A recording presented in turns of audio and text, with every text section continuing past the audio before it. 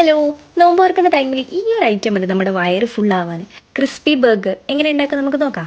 First നമുക്ക് പാറ്റി ഉണ്ടാക്കണം. അപ്പോൾ അതിനായിട്ട് പുഴുങ്ങിയെടുത്തിട്ട് ഉരുളക്കിഴങ്ങ് എടുക്കുക. ഇത് നന്നായിട്ട് ഒടുക്കുക. എന്നിട്ട് അതിലേക്ക് വേവിച്ചിട്ടുള്ള ഗ്രീൻ പീസ്, പകുതി ഉള്ളി, പച്ചമുളക്, മല്ലിച്ചപ്പ്, കുറച്ച് മസാലപ്പൊടികൾ, പിന്നെ ബ്രെഡ് ക്രംസും കൂടി ഇട്ടിട്ട് നമുക്ക് വെച്ചെടുക്കാം.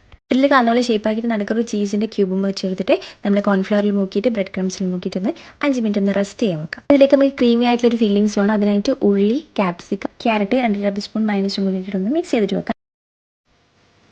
ഇവിടെ ഗ്രീൻ മയോണൈസ് ഉണ്ടാക്കിയിട്ട് അതിൻ്റെ ഡീറ്റെയിൽസ് ഉണ്ട് താഴെ കൊടുക്കാം. ഇനി ഇതിൽ കാണുന്ന പോലെ അറേഞ്ച് ചെയ്യാം. അടിപൊളി ടേസ്റ്റാണ്. ഒന്നും മതി നമ്മുടെ വയറ് ഫുള്ളാവാനും എല്ലാവർക്കും ഇഷ്ടമാവുകയും ചെയ്യും.